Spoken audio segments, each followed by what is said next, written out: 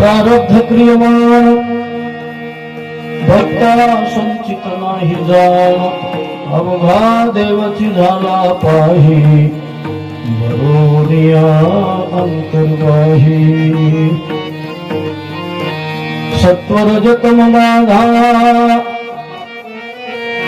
नभे हरिभक्ताशी कदा अवघा देवची झाला पाही बरोनिया अंतर्वाही देवभक्त पण तुका म्हणे नाही भिन्न अवघा देवची झाला पाही बरोनिया अंतर्वाही पांडुरंगा करू प्रथम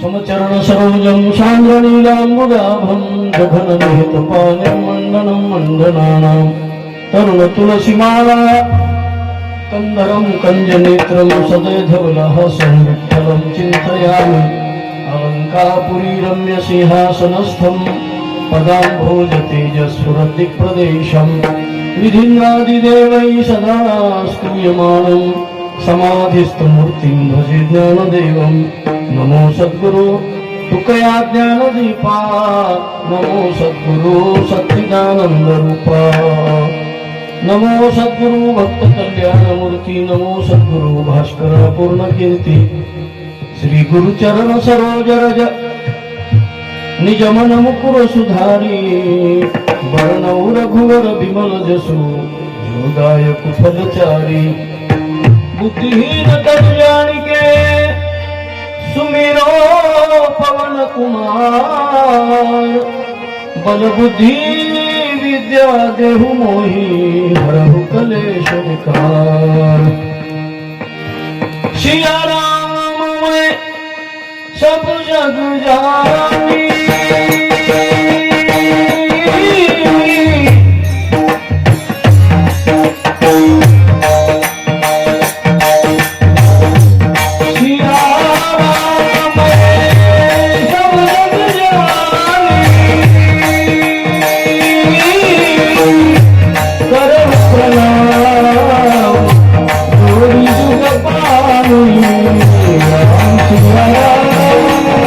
Hare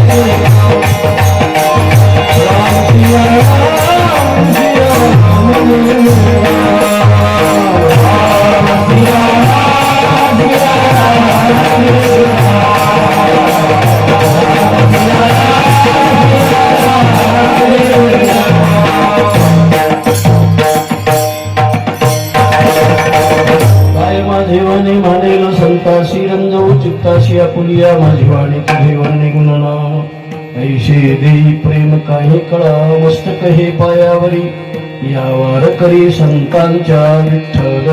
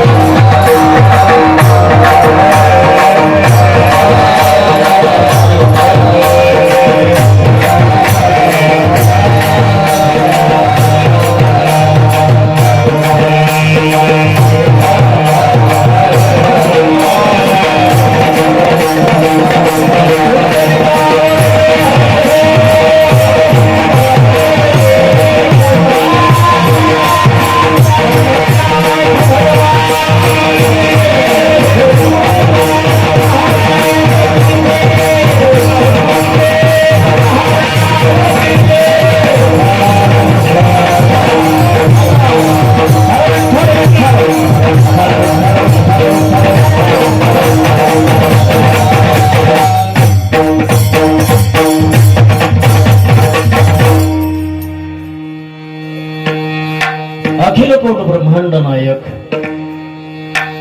अखिल गुण निधान अकारण कारण करुणावरून आलय रुक्मिणी प्राण संजीवन जगदाधार भगवान पंढरीश परमात्म्याच्या असीम कृपेद्वारा कैवल्य साम्राज्य चक्रवर्ती ज्ञानराज माऊली वैराग्याचे महामेरू जगद्गुरु श्री संत तुकोबरा अधिक्रम सर्व संतांच्या आशीर्वादाने आपल्या बोकनगाव या नगरीमध्ये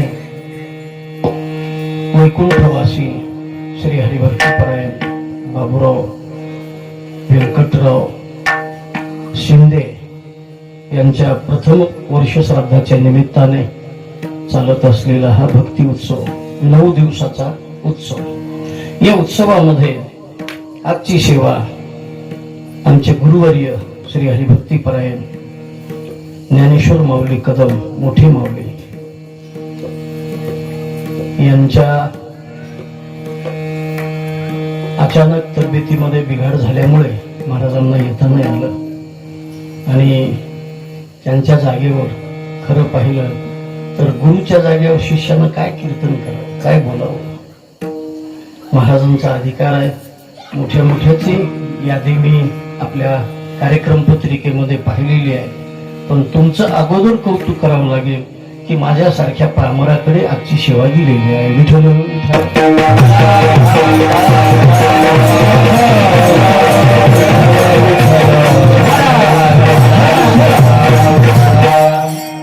काय म्हणतात महाराज, वेळ फार झालेला आहे। जगद्गुरु श्री संत तुकोबरायांचा एक छोटासा अभंग आपल्या समोर मी मांडलेला आहे। वर्णनच करायचं झालं बरं का, मानवाची कीर्ती गाऊ नये, कीर्ती मानवाची वर्णू नये, वर्णावी ते थोरी एका विठ्ठलाची एक, किंवा वर्णनच करावं वाटलं तर संताचं महात्म्य गावं, कारण संताचं महात्म्य भगवंताला सुद्धा गावंसं वाटलं, कारण भगवद्गीतेमध्ये संताची लक्षणं सांगण्याचं काहीच काम नव्हतं, पण भगवंतानं ज्या अर्थी भगवद्गीतेमध्ये संताचे लक्षणाचा उहापोह केला त्या अर्थी ते भगवंतालाच खूप आवडतंय। विठ्ठल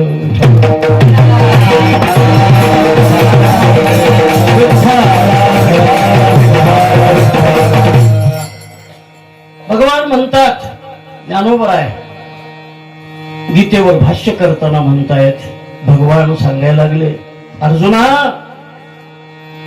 तो पाहावा हे डोहळे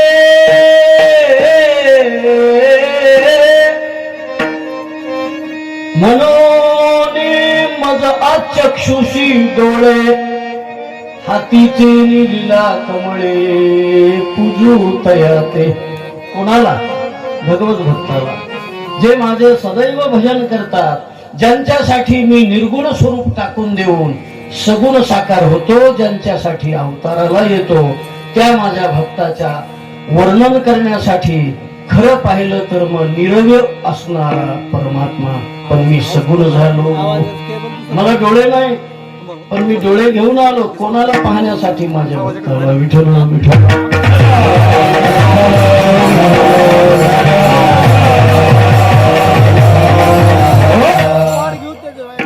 भगवान म्हणतात हे तर काहीच नाही, त्यांना पाहावं, त्यांना ऐकावं हे मला आवडतं, पण त्यांचंही चरित्र जे गातात तेही प्राणा परवते आवडती मज निरुते, जे भक्त चरित्राते प्रशंसिती. मग बाकीचं तर काय आपल्याला जमायचा अंदाज नाही, म्हणून मी ठरवलं गायचंच असेल तर संताचं भक्ताचं चरित्र गावं. विठ्ठल विठ्ठल.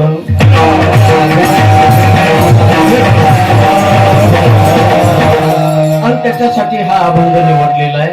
आजच्या अभंगामध्ये जगद्गुरु श्री संत तुकोबरायने एक अभिनव असा सिद्धांत आपल्या समोर मांडलेला आहे. अभिनव का म्हणायचं त्याला?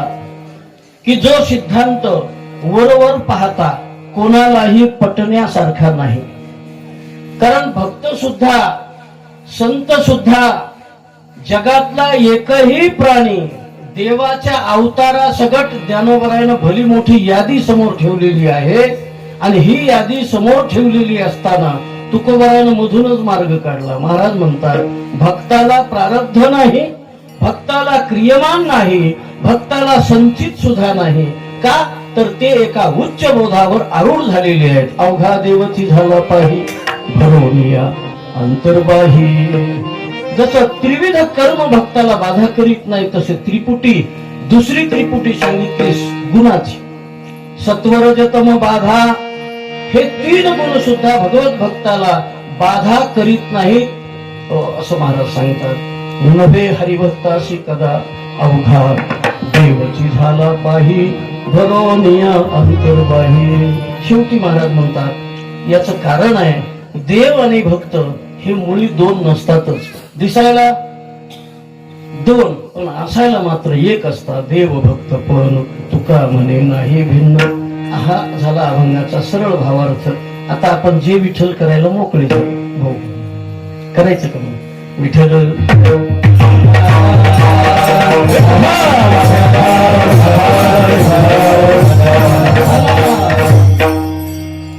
बघूया जगाच्या पाठीवर आतापर्यंत केलेल्या कर्मानं कोणाकोणाला वेठीस धरलं त्याची एक यादी आपल्या समोर मांडतो. ज्ञानोबराय बोलतात पर्यशी गवारा सागर कर्मे निर्वंश झाला सगर. भिल्ले विंधिले शारंधर झाला पुरंदर सहस्र नयना. पर्यशी गवारा सागर, पर्यशी गवारा सागर. हे गवारा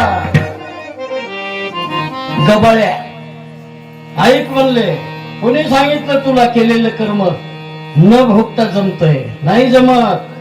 कोणाकोणाला चुकलं नाही त्याची एक भली मोठी यादी दिली. यादी छोटीच आहे पण मोठ्याची यादी आहे म्हणून मोठी यादी. विठ्ठल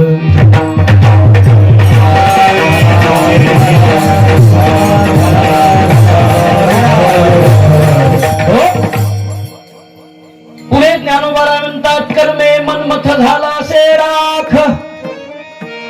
कर्मे भार वाहती कुर्मशेष. कर्मे चंद्राशी घडला दोष. कर्मे खरमुख ब्रह्मा देखा. भली मोठी यादी आहे महाराज, मोठ्या मोठ्याची यादी आहे. सटर फटर माणूस याच्यात एकही पाहायला नाही सापडायचं. चिल्लर माणूसच नाही, सगळे दांडगे माणूस. कर्मे श्रीराम वनवास गेला. श्रीराम वनवास गेला.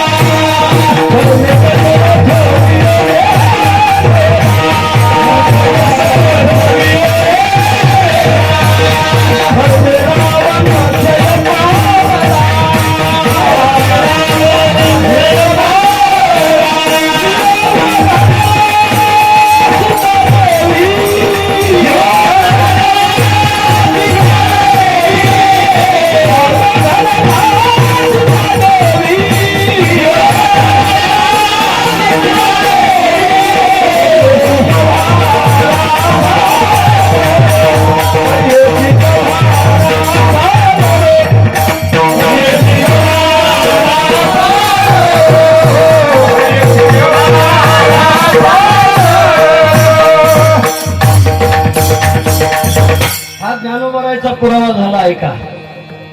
उत्तरेतील थोर संत साधू सत्पुरुष महान साधू आहे सूरदास महाराज. एक दिवस भगवंताच्या समोर उभे राहिले सूरदास महाराज आणि देवाच्या पुढे लेखाजोखा मांडता. देवा, अरे कर्मानं किती बेजार केलं रे आम्हाला. भगवंताच्या पुढे उभे आहे सूरदास महाराज. मध्ये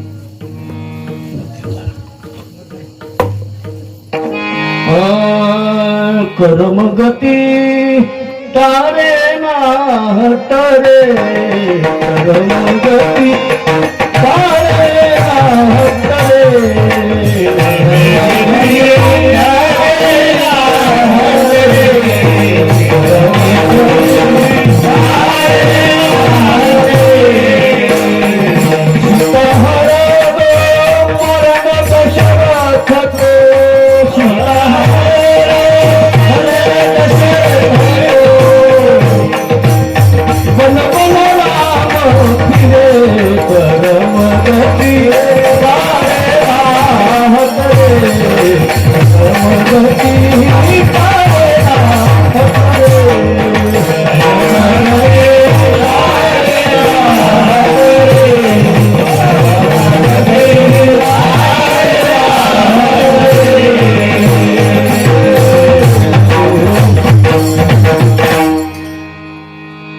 सूरदास महाराज बोलतात, भगवान तुम्ही पांडवाचे किती जवळचे ज्ञानोबरायण हरिपाठात पत्ता द्यावा तुम्हाला आम्हाला.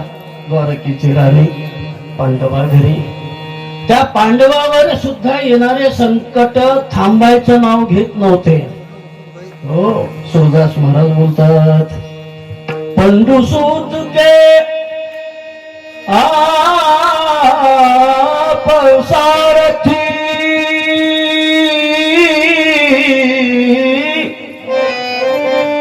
उन पर विपत परे, कर्मगती तारे ना करे, कर्मगती तारे ना करे. हो, आता नाथ महाराजाला विचारा, महाराज कोणी सुटलंय का आतापर्यंत कर्माच्या तडाख्यातून हरिपाठात म्हणतात नाथ महाराज. केले कर्म झाले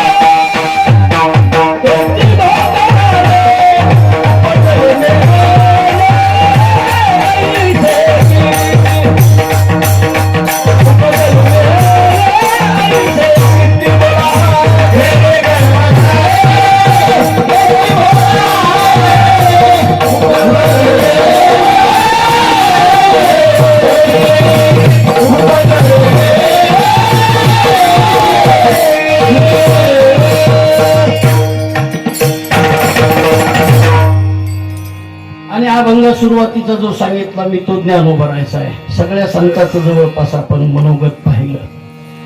ज्ञानोबराय म्हणतात, कर्म आजपर्यंत केलं आणि ते चुकलं भोगायचं.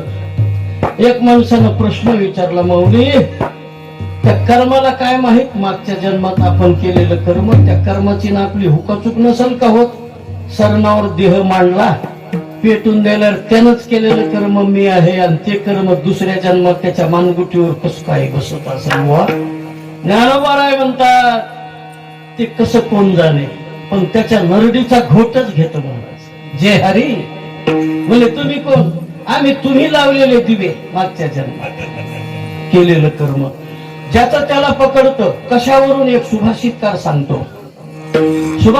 सुभाषितकार सांगतात की यथा धेनू सहस्रेषु, 1000 गायीमध्ये त्या गायीचं वासरू बांधलेलं असू द्या गोठ्यामध्ये, आणि 1000 गायीमध्ये त्या वासराची आई आहे. खुंट्याचं वासरू सोडलं की डायरेक्ट सुरुवातीला 1 2 3 अशा आया चापत चलतं का ते नाही महाराज. डायरेक्ट आपल्या आईच्या कासेला जाऊन बिलगत. तसं कर्म बिलगत. विठ्ठल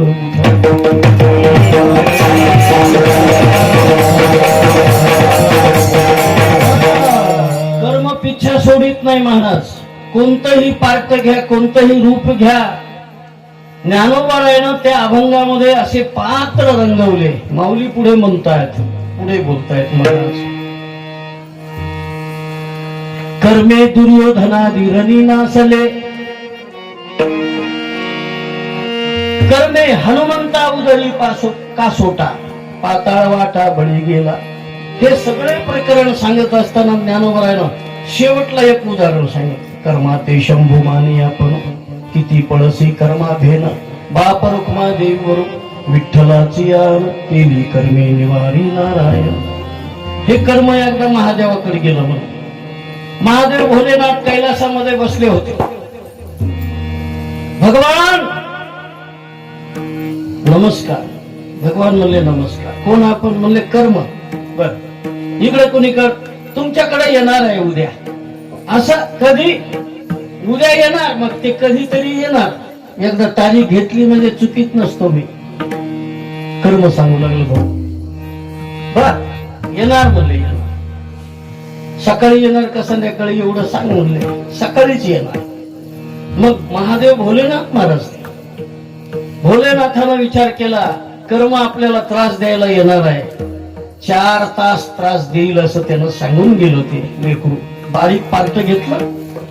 भगवान भोलेनाथ म्हणले येईल, त्याला सापडच नाही तर काय त्रास देईल. पहाटेच भगवान ब्रह्म मुहूर्तावर उठले. भगवान शंकर मानस सरोवरामध्ये तळाला जाऊन समाधी लावून बसले. मानस सरोवरामध्ये तळाला जाऊन समाधीस्थ झाले भगवान भोलेनाथ. 6 घंटे मधी पाण्यात. 6 घंटे झाल्यावर भगवान म्हणले, आपल्या मनाशी बोलले, कशाच येतय म्हणले, त्याला सापडच नसेल मी. आणि बाहेर आले महाराज. वरती आले भोलेनाथ. हात हलीत हलीत वर आले. वर आल्यावर बघितलं तर मानस सरोवराच्या काठावर कठाड्यावर ते पोरग काल भेटलेला मुलगा तो बसलेला. अरे काय खोटारडा आहेस तू? येतो म्हणला ना आला नाही. तो म्हणला आलो होतो. मी सापडलोच नाही ना. म्हणले सापडले सुद्धा. तुम्ही आमचा तडाखा भोगला सुद्धा. म्हणले कस काय?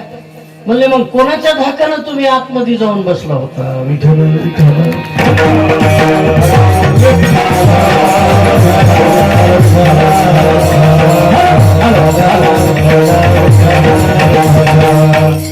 राजा दशरथासारख्याला सुद्धा कर्मानं सोडलं नाही महाराज. राजा बाप होता देवाचा. देवाच्या बापाला सुद्धा कर्मानं सोडलं नाही. राजा दशरथाकडून काय चुकलं होतं? छोटीशी चूक, पण ती मोठी झाली. कारण पाप त्याचं व्याज सुद्धा चक्रवाढ भेटतं बर का. चक्रवाढ व्याजानं पाप भोगावं लागतं. ऐका, चक्रवाढ व्याजानं.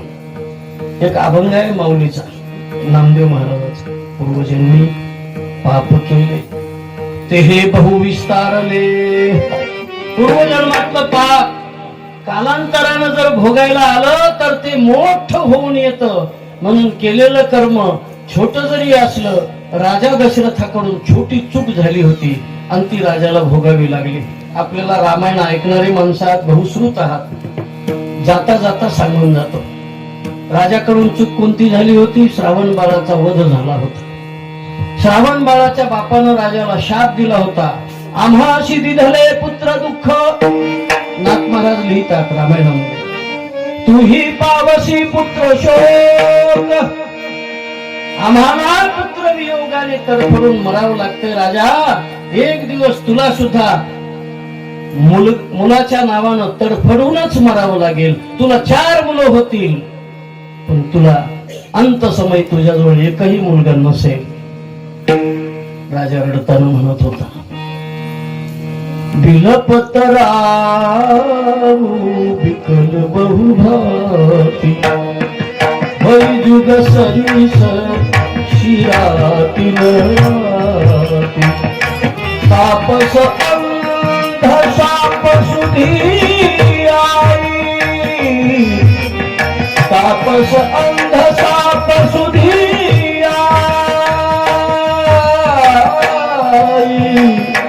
कौशल्या सब कथा सुनाई, बिलपतराऊ बिकल बहुभाती, बिलपतराऊ बिकल बहुभाती.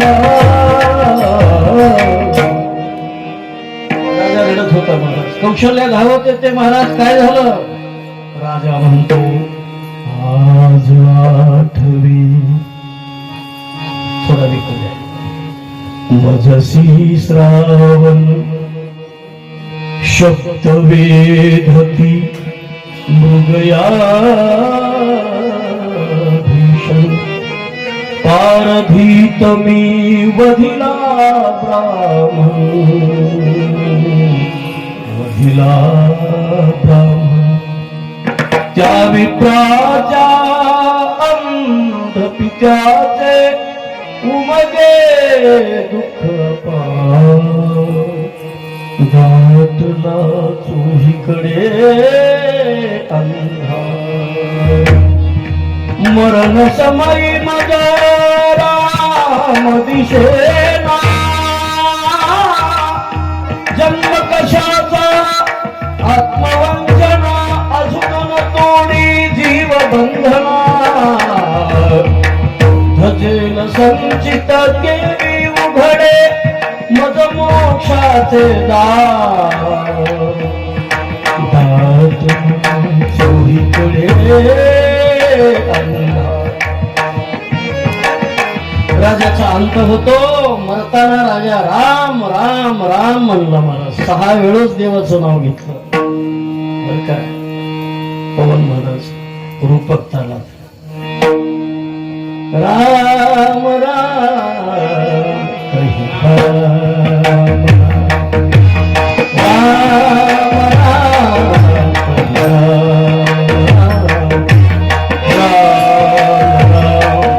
कही राम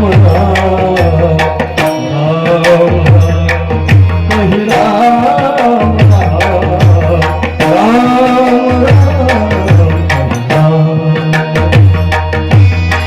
तनु परिहारी रघुबरा फिरहु.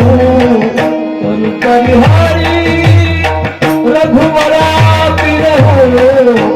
राम गए सुरधाम राम राम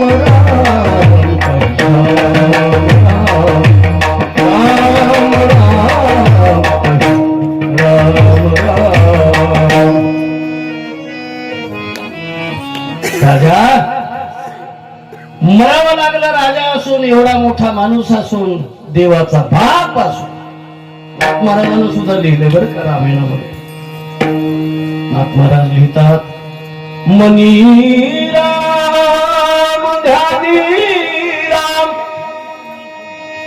नयनी राम वदनी राम ऐसा स्मरताची राम राम प्राणोक्रमन रायासी विठ्ठल.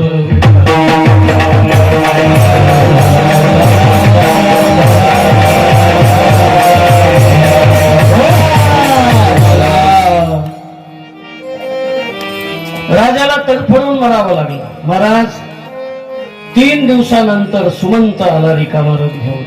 राजानं विचारलं अनुनत माझा रागवला. एक शब्द बोलना सुमंत.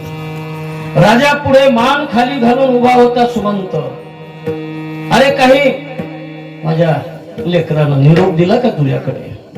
हो महाराज. शेवटी करिता नम्र प्रणाम बोलले तुके मग श्रीराम. सुमंतानं सांगितलं महाराज अयोध्येच तू परत कुशल होते कथू काका पदवंदन करी माझा करिता तात चरण वंदनी अरे शततीर्थाचे बोलले तुके बोलले तुके मन श्रीराम.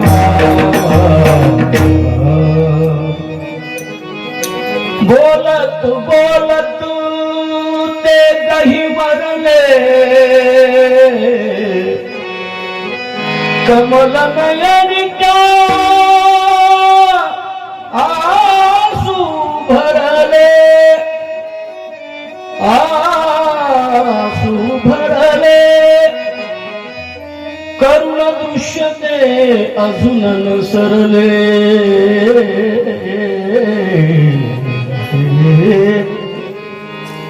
गंगा तीरी सुमंत सांगत होता मला आजही इथे आलोय पण मला राम लक्ष्मण सीता दिसतायत गंगेच्या काठावर असा हात करताना सांगितलं आमची खेळी खुशाली सांगा महाराजांना पण आता राजाला कळून चुकलं होतं माझं लेकरू आता नाही मला पाहायला मिळणार आणि टाहो फुरला राजाला कसा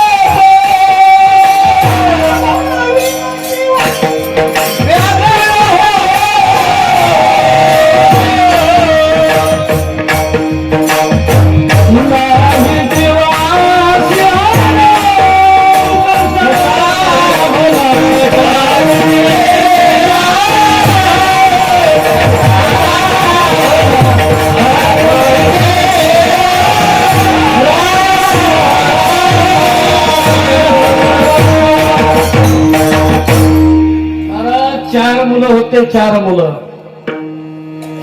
चारे पुत्र राया दशरथा अंतकाळी एकही नभता अंतकाळी एकही नभता अंतकाळी एकही नभता नियम सगळ्याला सारखा महाराज राजा सुद्धा सुटला नाही मरावच लागलो विठ्ठल विठ्ठल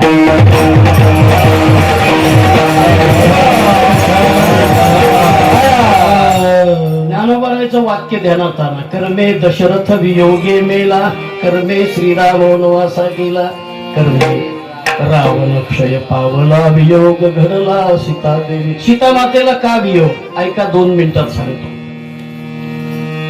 लहानपणी 7 वर्षाची माता सीता असताना जनकाच्या बागेमध्ये फिरायला जाते आपल्या मैत्रिणीला घेऊन पक्षाची भाषा कळत असते एक पोपट आणि मैना दोघांचं जोडपं आंब्याच्या फांदीवर बसून गप्पा चाललेले आहेत सीता मातेला भाषा कळत असते तो पोपट सांगतो ती मैना सांगते पोपटा मला ती मुलगी आहे ना माग माग चाललेली ती मुलगी म्हणजे साक्षात माता सीता आहे लक्ष्मीचा अवतार आहे आणि हिचा पती राम आहे आपण जे रामायण ऐकतो ना वाल्मिकाच्या आश्रमामध्ये तिथले ते पक्षीचं जोडपं होत आता हे त्या मादीला माहित नाही मैनीला माहित नाही पण सीता माईला कळालं की हिला बरंच काही कळतंय तिनं ती मादी पकडली हळूच ती मैना पकडली पोपटाला सांगितलं तुझं काम झालं तू जाऊ शकतो बळजबरीनं मैनेला पकडून ठेवलं पोपट काही अंतरावर गेल्यानंतर तो मरण पावला पत्नीच्या विरहाने आणि त्या मैनेनं सुद्धा सीता मातेच्या समोर आपली मान टाकली खलास झालं महाराज खेळ संपला नाही सुरू झाला तो पोपट वठ्ठ्याच्या घरी जन्माला आला. काय म्हणतात तुमच्याकडे त्याला? धोबी, परीट. परीट, परीटाच्या घरी जन्म घेतला त्याने. सीतेचं वय काय आहे? 7 वर्षाचं. आणि कालांतरानं 4-2 वर्षानं, 5-6 वर्षानं त्या महिन्यानं सुद्धा परीटाच्या घरी, दुसऱ्या घरी जन्म घेतला. बघा कसं कर्म आहे, कसं आपल्याला फेडायला येतं, कसं जुटाजुटी होते महाराज. आणि आलं भोगायला. सीतामातेचा विवाह झाला प्रभू रामचंद्रासोबत. दुसऱ्या दिवशी कार्यक्रम आखला राजाने की आता प्रभू रामचंद्राचा राज्याभिषेक. पण काय त्या कैकेयीच्या ध्यानात आलं काय माहिती, तिनं प्रभू रामचंद्राला वनवासाला पाठवून दिलं. सगळ्याला इतिहास माहित आहे, अगदी पुसटच सांगतो तुम्हाला, ऐकलं काही नाही काही असं. प्रभू रामचंद्र वनवासाला गेले. माता सीता सोबत होती, लक्ष्मण सोबत होता. वनवास 14 वर्षाचा संपून परत आले. परत आल्यावर यांचं नेमकंच लग्न झालं होतं. कोणाचं? झोपले का काय? कोणाचं लग्न झालं होतं? पोपटाचं महिन्याचं दुसऱ्या जन्मात. परीटाच्या जन्माला आल्यानंतर त्यांचं लग्न झालं होतं. रामप्रभू वनवास पूर्ण करून आले, राजे झाले. आणि उगची उगच दूताला सांगितलं, म्हणले जा जरा बसा जावा, कोण काय म्हणतंय राजाबद्दल.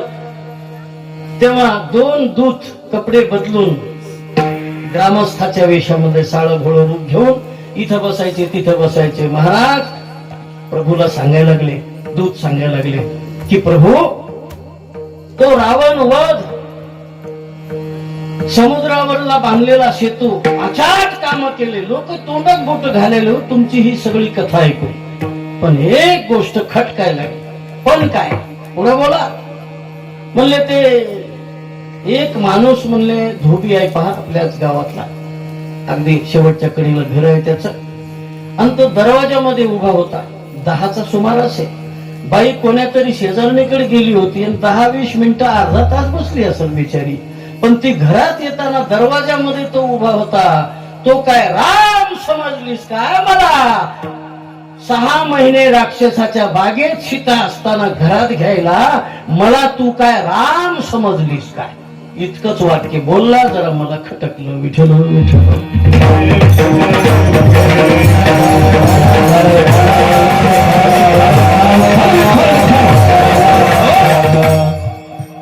मग महाराज प्रभू रामचंद्र आहेत. लोकलौकिकासाठी लोक मला काय म्हणतील.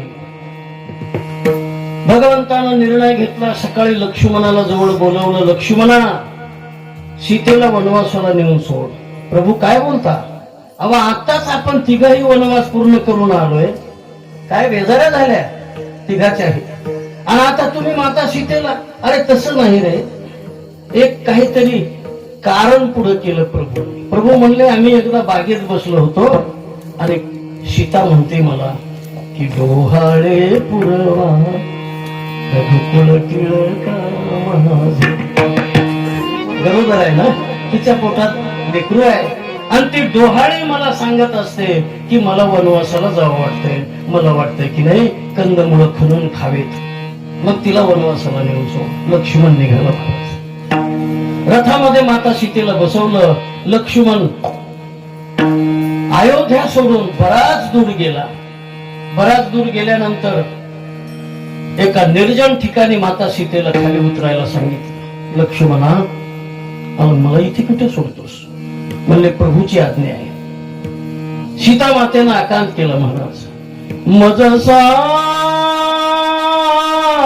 लक्ष्मणा जाऊ कुठे, पती चरण पुन्हा पाहू कुठे, माझा सांग लक्ष्मणा जाऊ कुठे. लक्ष्मण निर्जन ठिकाणी सीतामातेला सोडून आला. पुढचा कथाभाग तुम्हाला माहित आहे. वनवासामध्ये 2 मुलं होतात, जुळे, लव आणि कुश. सीतामातेला सुद्धा कर्म छोटस दिसलं तुम्हाला, तुम्ही पाहिलं आता सांगितलं मी. त्या मादीला मैनेला धरलं, पकडलं, छोटस कर्म वाटलं, पण त्याला इतका तडाखा केला माणूस, एवढं भोगावं लागलं. सीतेला पुन्हा वनवासाला जावं लागलं. म्हणजे वियोग घडला सीतादेवी. विठ्ठल विठ्ठल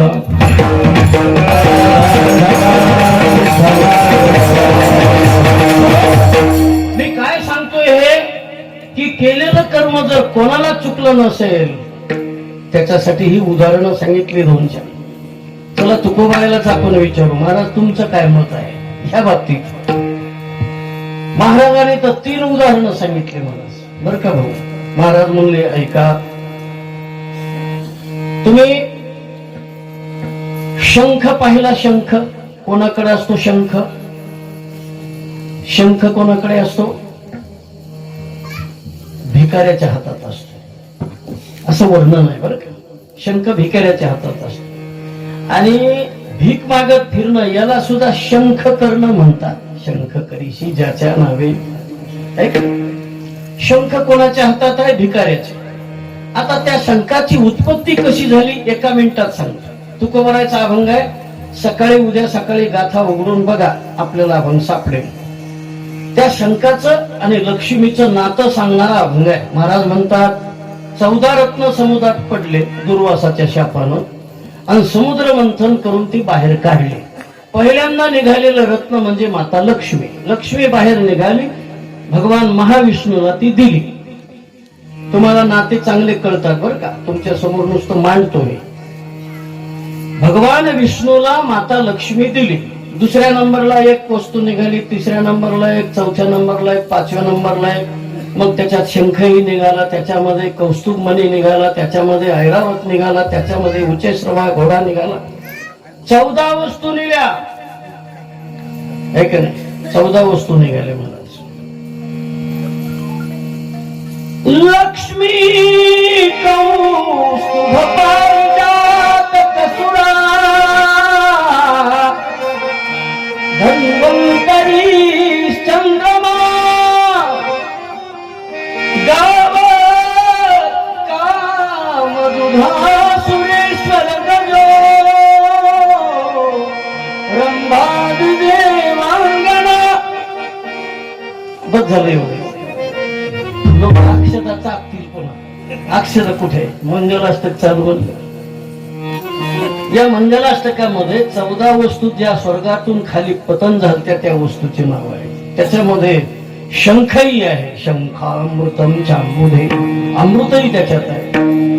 मग मला सांगा, तुकोबाराय प्रश्न करतात आपल्याला, समुद्र हा पिता कोणाचा?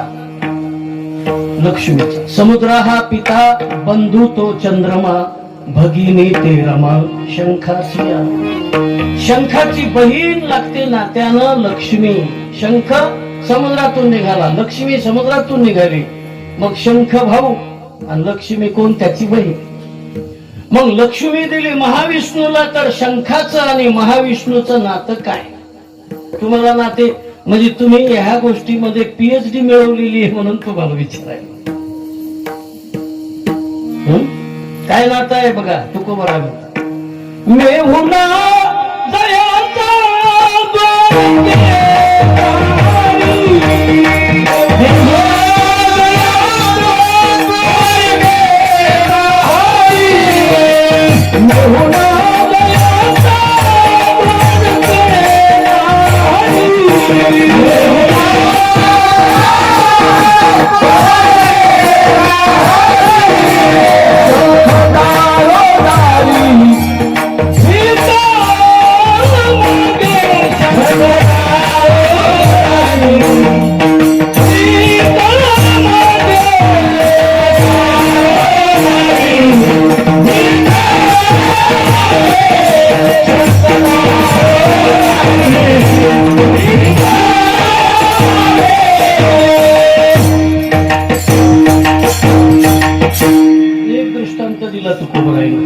दुसरा दृष्टांत ऐका पुढे. महाराज म्हणतात,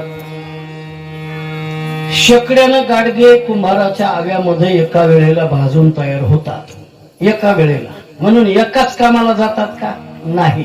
ऐका आता महाराजांना कसं डोकं लावलं बघा. कुंभ अवघा एक आवा, एका आव्यात सगळे गाडगी तयार होतात, भाजून तयार झाले, एका कामाला जात नाहीत. का नाही जात? म्हणून ज्याचं त्याचं प्रारब्ध. झोपलं नाही ना अजून कोणी? मग तुम्हाला पटलं कसं? मातीनं म्हणजे पूर्वजन्मातलं प्रारब्ध म्हटलं तर गाडग्याचा पूर्वजन्म म्हणजे माती. मातीनं काय माती पुण्य केलं आणि पाप केलं? काहीच नाही. पण महाराजांचा दृष्टांत आहे. महाराज म्हणतात, ज्या मातीनं थोडं पुण्य केलेलं होतं गाडगं व्हायच्या आधी, त्या मातीचं गाडगं स्वयंपाकघरात जात. जुन्या काळातली ह्या गोष्टी जुन्या झाल्या. आता जुन्या काळामध्ये मातीच्या गाडग्यामध्ये तुरीचं वरण शिजवलं जायचं. काय त्याचा स्वाद होता महाराज. आणि लोक तेव्हाचे माणसं एकही म्हणत नसतील मला पित्त झालं. आणि डॉक्टरने कुठून काढलं काय केलं? पित्त झालं, मग तुरीची डाळ खाऊ नका. मग काय खा? मुरुमाचे खडे. अरे तुरीच्या डाळीसारखी चव तर मुगाच्या डाळीत नाही. अजूनही तुम्ही सांगा, चॅलेंज करून सांगतो तुम्हाला, आव्हान देऊन सांगतो की मातीच्या गाडग्यात तुरीचं वरण शिजवा आणि नुसती डाळ खा, वरण नाही. म्हणजे वरण म्हणल्यावर त्याला फोडणी देऊन वगैरे वगैरे नाही करायचं. नुसती डाळ खा, फिकी. जर तुम्हाला जळकी लागली, आम्लपित्त झालं, तर मी पुन्हा कीर्तन करणार नाही. विठ्ठल विठ्ठल.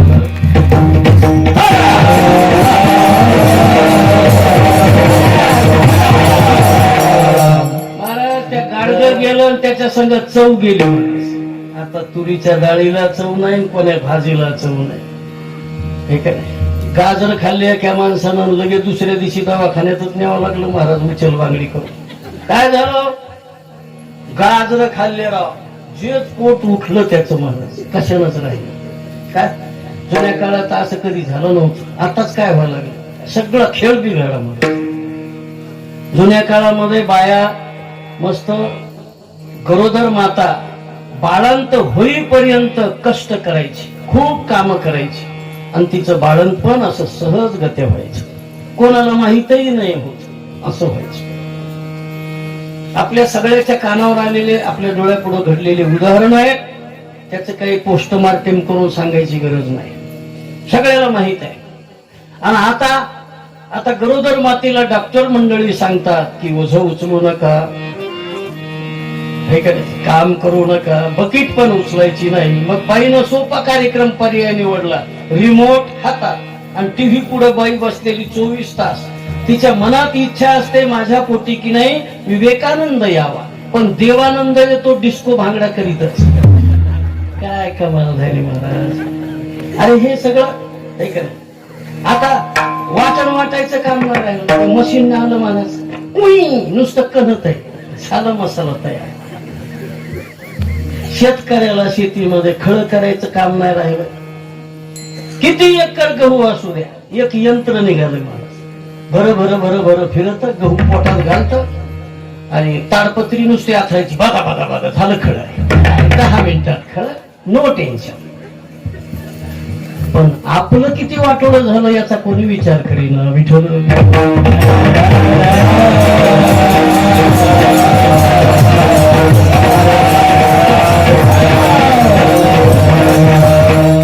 जुन्या काळामध्ये बघा तुम्ही, लोक घरीच खायचे. अशा पंक्ती वगैरे सप्ताह कुठं कार्यक्रम नसायचे, मग घरी खायचं आणि डबा घेऊन लांब जायचं. त्याला ती दोरी, त्या औषधाचं डबा, शेण माती टाकून त्याला कसं बरं धुवून एकदा स्वच्छ झालं की मग ते डोबं शौचाला.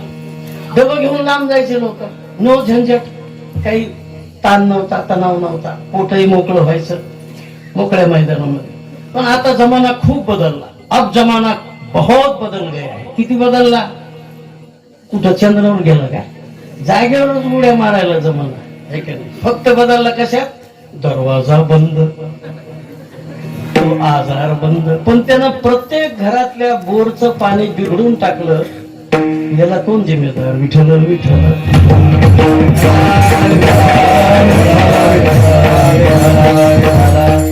जुन्या काळामध्ये महाराज लय माणूस फुरफुर करायला लागला का, बाया म्हणायचं तसं काय लावलं रे फुरफुर फुरफुर, जरा बाहेर जाय आणि शिकरून मोकळा होय ना.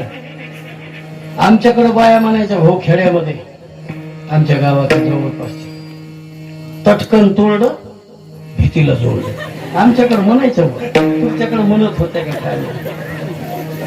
आता मला जमाना बहुत बदल गया है. आता फुरफुर करायला लागला की खिशातून रुमाल भाई मनाला वाटण तितकं त्याच्यात शिकरायचं खिशात. No tension Vitthal.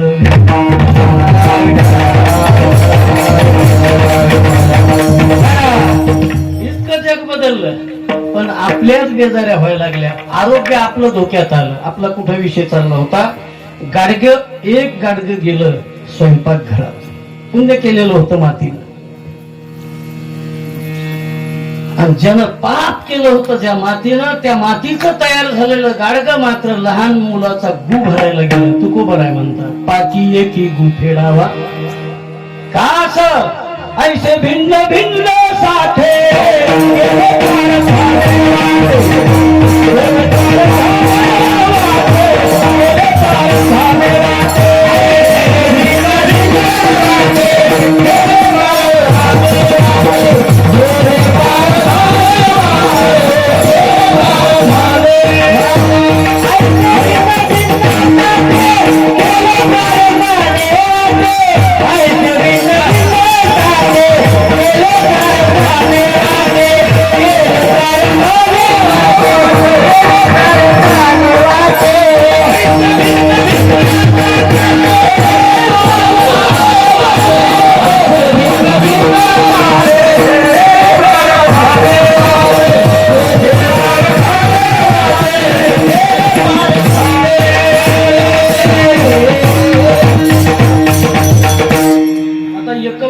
राहिला ना मग आपण अभंगावर येणार बर का. एक दृष्टांत राहिला भाऊ शेवटचा.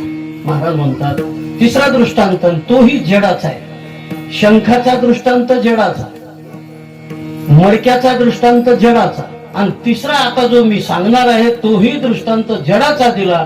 जडाला सुद्धा केलेलं कर्म चुकलं नाही.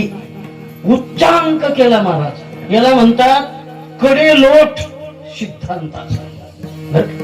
महाराज म्हणतात एक दगड असतो 12 फुटाचा. खाणीतून निघाला, खाणीतून दगडाचा ब्लास्टिंग न ते पत्थर का दुश्मन आला खुटखुट खुटखुट खुटखुट फेकून त्याला उडून की 12 फुटाचा एक तुकडा बाहेर पडला.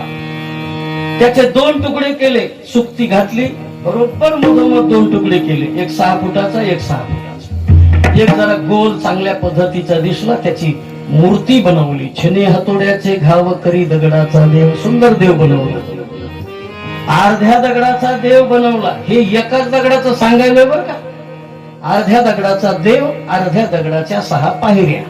6 तुकडे केले पुन्हा राहिलेले दगडाचे आणि त्याच्या केल्या पायऱ्या. पायऱ्या कुठे बसवल्या? मंदिराच्या बाहेर, मंदिरात जाण्यासाठी. आणि देव कुठे बसवला? मध्ये पुन्हा दगडाचा हे केलेला, गालीचा केलेला, त्याला वटा केलेला चांगला. आणि त्या वट्यावर भगवान बसवले, मूर्ती बसवली. आता मूर्ती बसायच्या अगोदर आपण थोडासा विचार असं करू. आत बसिलेला तरी दगडच आणि बाहेर बसिलेल्या पायऱ्या सुद्धा दगडच. पण एकाच दगडाच्या ह्या 2 वस्तू झाल्या. एकाच दगडाचा देव झाला अर्ध्या दगडाचा आणि पायऱ्या झाल्या अर्ध्या दगडाचा. पण महाराज म्हणतात की ज्या अर्ध्या दगडानं पाप केलं होतं, पटत नाही पण महाराजाचं म्हणून ऐकून घ्यावं लागतं. ज्या अर्ध्या दगडानं पाप केलं होतं ना त्याच्या झाल्या पायऱ्या. आणि ज्यानं पुण्य केलं होतं ना अर्ध्या दगडानं त्याचा झाला देव बाप्पा. साहोनिया टाकी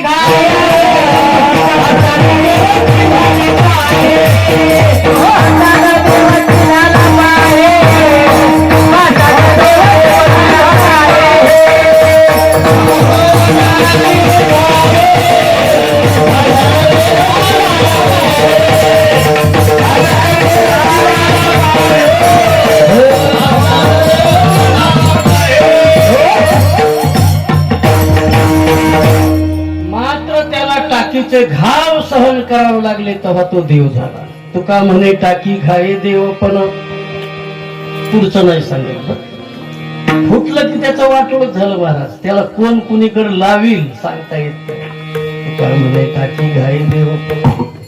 अर्ध्या दगडानं पुण्य केलं होतं म्हणून देव झाला आणि अर्ध्या दगडाच्या पायऱ्या झाल्या त्यानं पाप केलं होतं. बरं का. आता पुढे ऐका महाराज, असं कसं व्यवहार सुद्धा भिन्न भिन्न.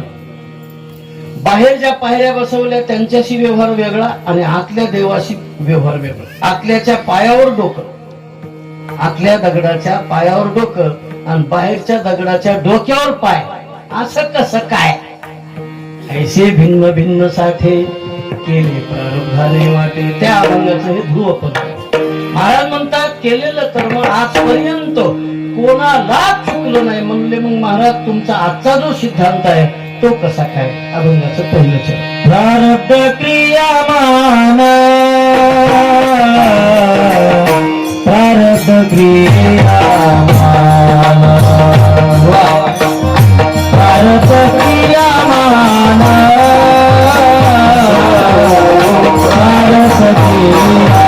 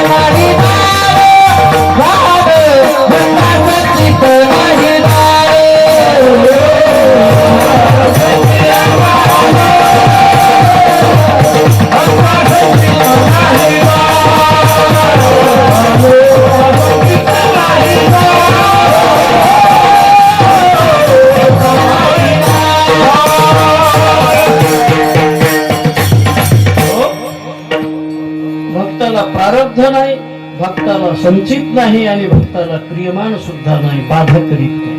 नाही शब्दाचा अर्थ बाधा करीत नाही. प्रारब्ध क्रियमान भक्ता संचित नाही जाण. आता त्याची चिरफाड करू आपण. 3 कर्म सांगितले महाराजांनी, प्रारब्ध, क्रियमान आणि संचित. आपण त्याचं थोडं अन्वय वेगळा करू. संचित, क्रियमान आणि प्रारब्ध असं आपल्यासाठी, आपल्या सोयीसाठी. संचित भक्ताला नाही, का नाही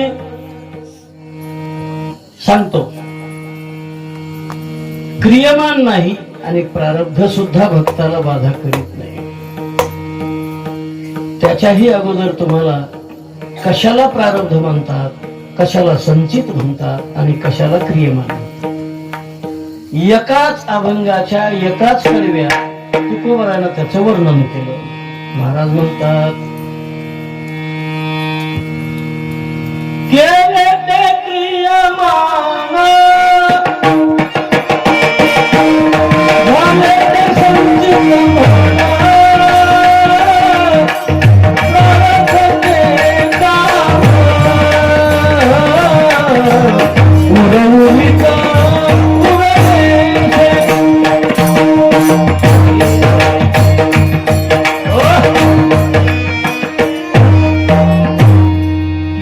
क्रियमान झाले ते संचित म्हण.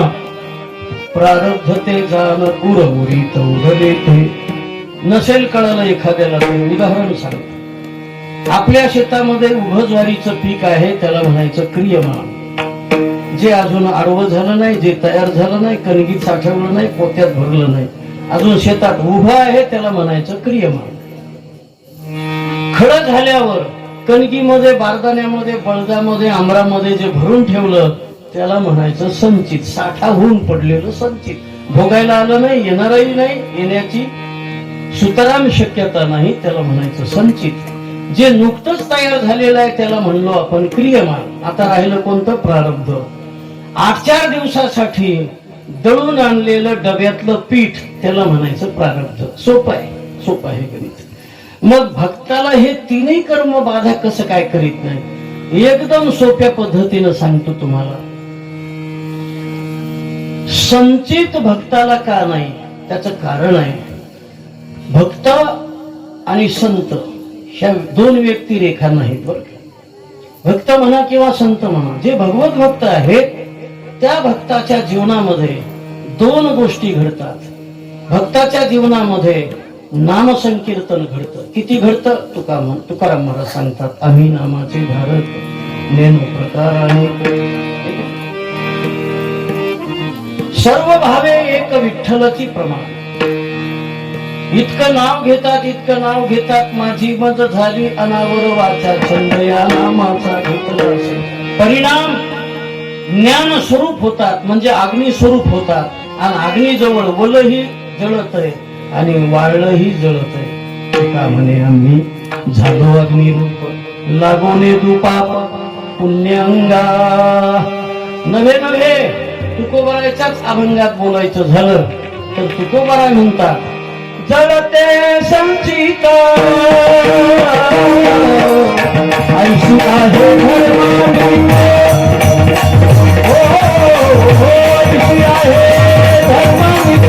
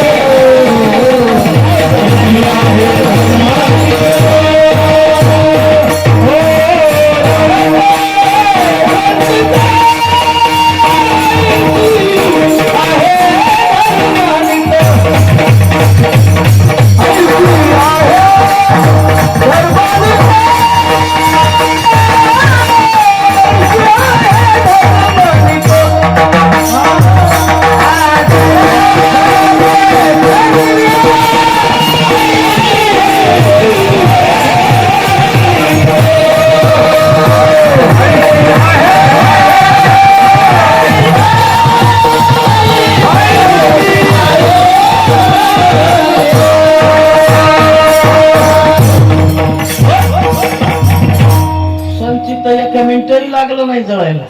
संचित राहतच नाही महाराज. दुसरा पुरावा सांगू का? भगवद्गीतेतला.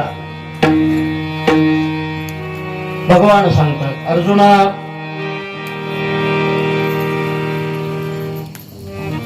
ज्ञान झालं रे झालं की कर्म शिल्लक राहतच नाही म्हणायचं. भस्मसात कुरुते अर्जुन ज्ञानाग्नी सर्व कर्माणी भस्मसात कुरुते अर्जुन.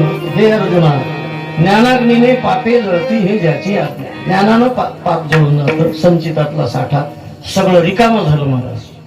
बळद रिकामं झालं. राहता राहिले दोनच कर्म. क्रियमान सुद्धा भक्ताला लागत नाही. त्याचं कारण लय सोपं. कारण भक्त मंडळी कर्म करताना एक युक्ती वापरून कर्म करतात. ती युक्ती ज्ञानेश्वरीच्या 18व्या अध्यायात तुम्हाला आम्हाला सुद्धा भगवंतानं सांगितली, पण आपलं त्याच्याकडे लक्ष नाही.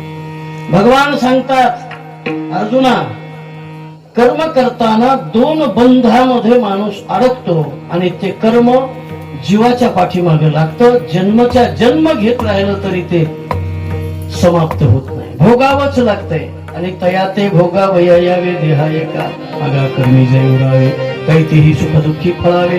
आणि तया ते भोगावयावे देहाय का. किती जन्म झाला फेरा गणित नाही. जी दातारा परिवावरती भोवरा कोळसा थोरा माया झाली. इतके जन्म घेतले तरी कर्म संपत नाही. त्याला एकमेव कारण आहे, दोन्ही बंध धरून कर्म केलं. चोरी करणाऱ्यानं मागमूस माग ठेवून चोरी केल्यावर पकडल्या जाईल का नाही? पकडल्या जाणार. पण महाराज चोर लय हुशार असतात. माग ठेवायचा नाही, चोरी तर करायची. मग तो सापडेल का चोरीमध्ये? नाही सापडणार. कुत्र्याला काय कमाल झाली महाराज, माणसं चोरी करते तर कुत्रे धरायला येते. पण कुत्र्याला पण सापडणार नाही. इतके हुशार माणसं असतात काही चोर. बरं, एका गावी चोरानं चोरी केली. दुकान फुटल्यावर गावातच एक माणूस इतका हुशार होता भाऊ, त्यानं चोरच धरून आणला. धरलाच जागेवर. सकाळी सगळं गाव जमलं. म्हणजे काय कमाले व चोरायची, कसंच दुकान फोडलं असं. तो माणूस आला बा, त्याला बोलवायला जायची गरज पडली नाही. तोही आला दुकान फुटलेलं पाहाला. किती चोरी झाली, काय पैसा अडका गेला, किती धान्य किती गेलं, सामान किती गेलं. मग त्यानं युक्ती वापरली. त्याची युक्ती त्यालाच माहित. तुम्हाला सुद्धा सांगतो बरं का. तो म्हणला काय कमाल झाली, म्हणले पैसा न्यावा बा चोरानं, गुलाल कशाला न्यावा. कशी आयडिया वापरली भाऊ त्यानं, गुलाल कशाला न्यावा. मग तिथं चोर बी आलेला होता ना. कसं कोण काय बोलतंय, कसं पाहतेत लोक, आणि आपण सापडणारच नाही. तर पण त्यानं हेरलं महाराज. इतकं वाक्य बोलला आणि माणसाकडे पाहत राहिला. ते ज्यानं चोरी केली का ते म्हणलं आपल्या शर्टाला लागलं नाही का काय गुलाल. असं पाहा लागला की त्यानं वरून खांद्यावर हात ठेवला. काय मिळेल, किती जण होता, लगेच जाग्यावर धरलं. मग असा मार्ग सोडून केल्यावर चोरीत माणूस सापडला जातो. तसं कर्माची तडक आहे. दोन बंध आहेत, कर्तृत्व मग आणि भोक्तृत्वाची. अशा या दोन बंधाला झुगारून कर्म केलं तर भोगायची सुतराम शक्यता नाही. विठ्ठल विठ्ठल.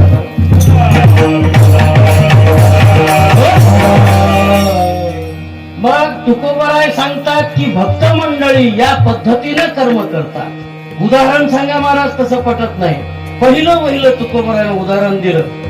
जाळी लंका धन्य धन्य म्हणे तुका, धन्य धन्य म्हणे तुका, धन्य धन्य म्हणे तुका.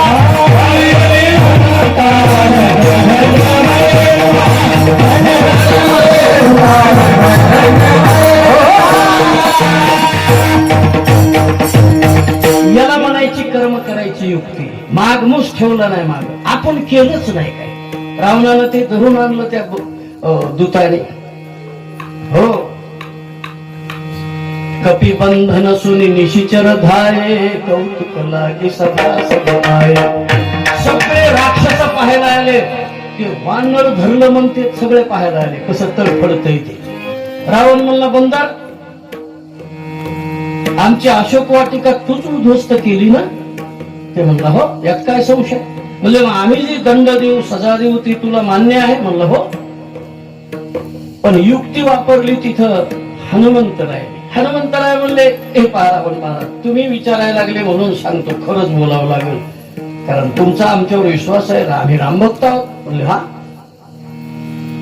तुमच्या वनवा, तुमचं जे अशोकवन म्हणता ना तुम्ही त्याला, ते अशोकवन आपण त्याच्यात काहीच केलं नाही. सगळं केलं असं तर माझ्या शेवटीनं. याला म्हणतात कर्तृत्व मत झुगारून कर्म करणे. कर्म केलं नाही का केलंय, पण चिट्टा पापात अडकले नाही हनुमंतराय. म्हणले, मग शेपटीला चिंध्या गुंडाळा. तिला केलं ना, तिला दंड द्या, शेपूट जळाली, हनुमान खलास. आपल्यावर ओढून काहीच घेतलं नाही, म्हणून नामा निराळे राहिले. आणि ही युक्ती विचारण्यासाठी तुकोबारानं दंडवत केला, शरण शरणजी हनुमंता, काय भक्तीच्या त्या वाटा जाळवाव्या सुभटा. अशी युक्ती जर वापरली तुम्ही, आम्ही कर्म करीत असताना भोगाची आशा न ठेवता कर्म करा.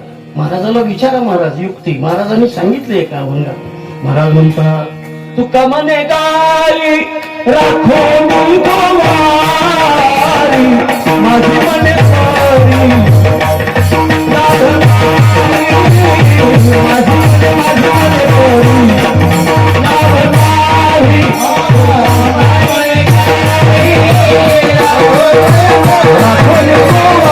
माझी मने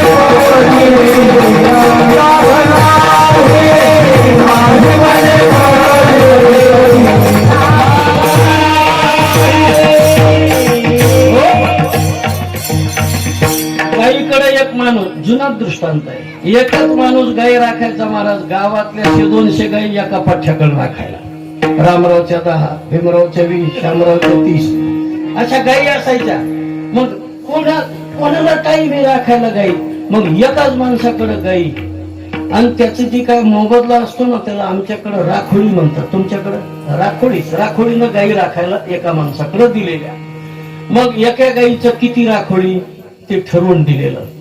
मग तो माणूस दिवसा दुपारी 12 वाजता, 11 वाजता, 1 वाजता एका माणसाला भेटला, महाराजाला, आमच्या भाऊला भेटला. भाऊ म्हणले, अरे बापरे, इतक्या गाई अजून तुझ्याकडे गाई? ते म्हणला, हा. कोणाच्या आहेत? कोण्या, म्हणजे त्याला वाटलं की कोण्या शेठजीच्या आहेत, कोण्या मोठ्या सावकाराच्या आहेत, मोठ्या माणसाच्याच एवढ्या गाई असू शकतात. ते म्हणलं, नाही पठ्ठ्याच्या. काय म्हणला तो? भाऊला बोलताना, सांगताना, उत्तर देताना काय म्हणला? आपल्या गाई, एवढ्या गाई. अरे बापरे. भाऊच्या ध्यानात बसलो, म्हणले संध्याकाळी दुधाची सोय झाली आहे. भाऊ गेले त्याच्याकडे, म्हणले, ओ एवढ्या गाई म्हणल्यावर याच्याकडून दूध घेऊन येऊ आपण. महाराज मंडळी येणार आहेत, चहा पाण्याला येईल का?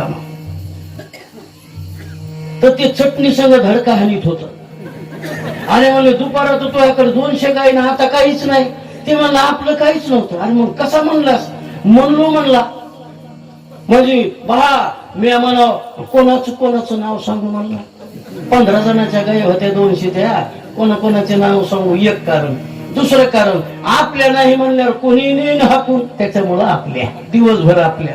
संध्याकाळी त्यानं दुधामध्ये काही प्रेम ममत्व ठेवलं नाही. माझी म्हणे तुकोबारायची भाषा आहे. तुका म्हणे गाई राखोनी गोवारी, माझी म्हणे. माझी म्हणत नाही तर तू म्हणतो, पण वर त्याला माहित आहे आपलं याच्यात काहीच नाही. माझी म्हणे परी लाभो नाही. अशा पद्धतीनं जर कर्म केलं तर भक्तच काय, कोणालाच कर्म पुन्हा पुन्हा भोगायची गरज पडत नाही. मग 2 कर्म आता तुमच्या समोरासमोर. जसा जादूगार रंग उडवतो भाऊ, जसा जादूगार रंग उडवतो, तसं मी तुमच्या देखता देखता 2 कर्म जाळून टाकले का नाही? एक कर्म जळून गेलं आणि एक कर्म अंगाला चिटकूच दिलं नाही. अशी युक्ती वापरून कर्म केलं. आता चला पुढे बोला. कर्म होते किती? 3, राहिले किती? 1च. ते कर्म सुद्धा बाधा करीत नाही. कारण काय? भक्त एका उच्च कोटीच्या बोधावर आरूढ झालेले असतात. किती उच्च कोटीचे? त्याचं उत्तर दुसऱ्या चरणात. अवघा देवाची झाला पायी, अवघा देवाची झाला पायी, अवघा देवाची झाला पायी, अवघा देवाची झाला पायी.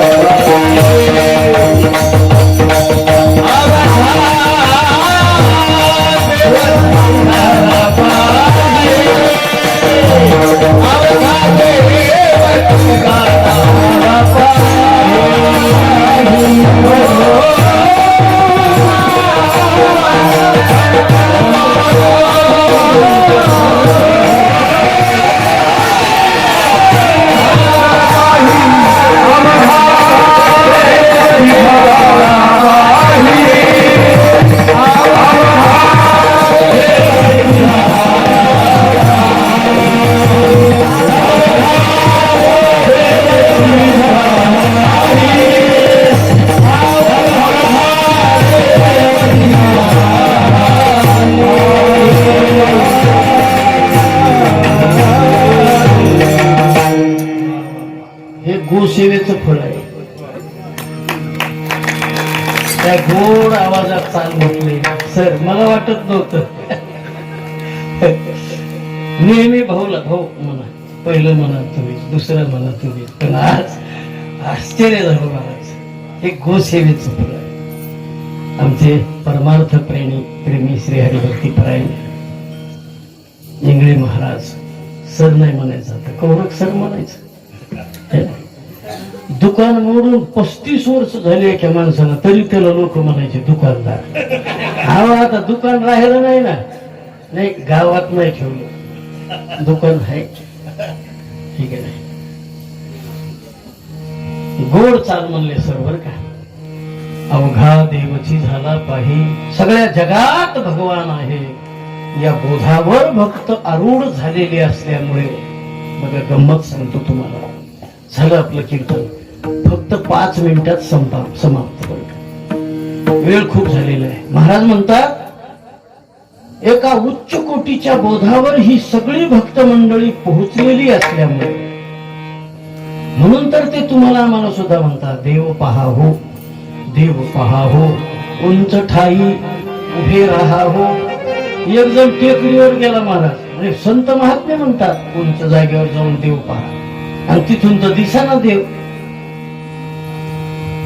उच्च बोधावर पोहोचले महात्मे, संत महात्मे, आणि त्यांना या बोधावर पोहोचल्यामुळं फायदा काय झाला. 3 कारण सांगतो आपल्याला, अगदी 5 मिनिटं ठरलं आपलं, एकदा 5 मिनिटं. कारण नंबर 1, का भगवत भक्ताला प्रारब्ध सुद्धा बाधा करीत नाही. तर पहिलं कारण आपण अभंगाच्या 2ऱ्या चरणात पाहिलं. एका उच्च बोधावर पोहोचलेले असतात, सगळ्या जगात त्यांना भगवान दिसत असतो, कशातही परमात्माच ते पाहत असतात. सगळ्या जगात ओतप्रोत भरलेला भगवान माझं आराध्य सगळ्या जगात आहे. उदाहरण देतो आपल्याला 2. पहिलं उदाहरण, एक गवळण आहे. गवळण उभी आहे एका रस्त्यावर. त्या गवळणीच्या डोक्यावर ओझं आहे दह्याचं, माठ आहे. तुकोबराच्या ध्यानात आलं की हा बाईचा रस्ता चुकला वाटतं. बाईच्या जवळ तुकोबराय गेले. महाराज विचारतायत बाई तुम्हाला जायचं कुठं. म्हणले गोकुळाला. म्हणले मग तुमचं तोंड गोकुळाकडे आहे, प्रश्नच नाही, पाय उचला पुढे ठेवा, तुम्ही नीट गोकुळात जाता. म्हणले महाराज माझी खरी अडचण आहे. कहा पगडारू देखी अनेरा. याला म्हणायचं उच्च कोटीच्या बोधावर आरूढ होणं. जगामध्ये भगवंताशिवाय तिळभर जागा रिकामी नाही. विठ्ठल जळी स्थळी भरला, रीता ठाव नाही उरला, अजम्या दृष्टीने पाहिला विठ्ठलची. विठ्ठल विस्तारला जणी सप्तही पाताळे भरवणी, विठ्ठल व्यापक त्रिभुवने, विठ्ठल मुनी मानसी. इतका परमात्मा ओतप्रोत भरलेला ते पाहतात. याच्याही पुढे जाऊन एक उदाहरण सांगतो आपल्याला. 2 उदाहरणाची बोली केल्यामुळे बरं का. दुसरं उदाहरण नामदेव महाराज. नामदेव महाराज म्हणतात संत महात्म्याला काही भक्त मंडळी विचारू लागले. म्हणले भजन करून शेवटी देहाला तर काळ खायला येणारच आहे ना, मग त्यावेळेस तुमची कशी गंमत होणार आहे. नामदेव महाराज म्हणले बापा बापा गंमत सांगू का तुम्हाला. काळ देहाशी आला खाऊ, काळ देहाशी आला खाऊ, काळ देहाशी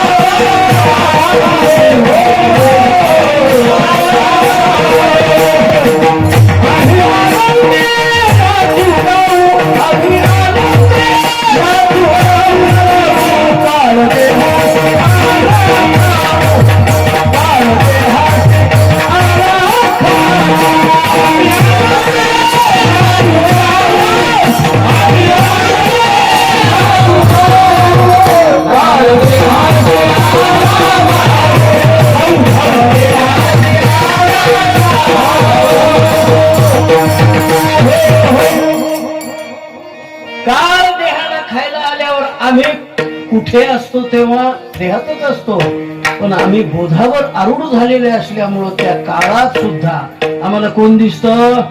भगवान दिसतो. काळ नाही आला, आमचा भगवान आम्हाला भेटायला आला, म्हणून त्या काळालाही आम्ही कडकडून आनंदानं मिठी मारतो. काळ देहाशी आला खाऊ, आम्ही आनंदी नाचू गाऊ. याचा दुसरा अर्थ सांगू का भाऊ. हे प्रमाण फक्त मॅच म्हणायला शोभत. आम्ही आनंदे, माझं आडनाव आनंदे बघा, ज्याला माहित नाही त्याच्यासाठी सांग. आम्ही आनंदे नाचू गाऊ असं नाही, ते आम्ही आनंदानं उड्या मारू नाचू गाऊ. का? आमची खात्री झाली जगात देवाशिवाय दुसरं तत्वच नाही. मग काळात सुद्धा आमचा भगवान आहे आणि तो आनंदानं आम्हाला भेटायला आला, आम्ही त्याला आनंदाने भेटलो. कारण पहिलं संपलं. कारण नंबर 2, भक्तावर जेव्हा प्रारब्ध संकटाच्या रूपानं चाल करून येतं तेव्हा भगवान मध्यस्थी करतो. कशावरून म्हणाल? आपलं ठरलेलं आहे. 2 उदाहरण. पहिलं उदाहरण, मीराबाई साठी घेतो विष प्याला. विष पेली मीराबाई आणि बाधा झाली देव्हाऱ्यातल्या श्रीकृष्ण मूर्तीला. विठ्ठल विठ्ठल हरा विठ्ठल.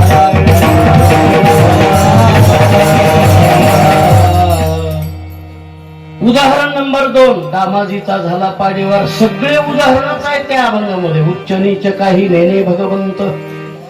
भगवंतानं प्रत्येक भक्तावर आलेलं संकट आपल्या अंगावर ओढून घेतलं. मग भक्ताकडे प्रारब्ध जातच नाही. महाराजाचा अर्थ बरोबर आहे, भक्ता प्रारब्ध नाही जाण. आता राहिलं कारण एकच, 3ऱ्या नंबरचं कारण. भक्त जेव्हा भजनानंदामध्ये तल्लीन झालेले असतात, नवे नवे भजन करीत नसतात, त्याही काळामध्ये भक्त देहावर सदैव उदास असतात. उखिता जैसा गिधारी बैसला आहे. मग देहावर कितीही भोगाचे संकटाचे रूपानं आले भोग तरी त्यांना गदापदा नसते. म्हणून महाराजांचा अर्थ बरोबर आहे याही अर्थानं. हे का? उदाहरण सांगायचं झालं तर आपल्या जवळचे परभणी जिल्ह्याचे एक थोर संत साधू मोतीराम बाबा, त्यांच्या पायाला खाऊन झालेलं होतं, दुःख झालेलं होतं. त्याच्यामधून आळ्या बाहेर पडायच्या पटापटा पटापटा, जगून पोट भरल्यावर. आणि मोतीराम बाबा त्या आळ्या उचलून मध्ये टाकायचे.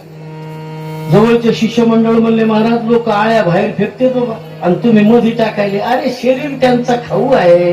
याला म्हणायचं देहावर उदास. भक्त ऐसे जाना जे देही उदास. उदाहरण नंबर 2, कबीर महाराजाला कुत्रा चावू लागला. लोक म्हणले महाराज हाड हाड म्हणा. कबीर महाराज म्हणले जाने गो यार, कुत्ता जाने और चमडा जाने. इतके उदास असतात. म्हणून त्यांना प्रारब्धाचेही भोग नाही. एवढंच नाही तर त्रिविध कर्म सुद्धा नाही. हो, सत्वरजतम बाधा नवे हरिभक्ता शिकदा. का नाही? शेवटच्या चरणात त्यातून देवा भक्ता पाना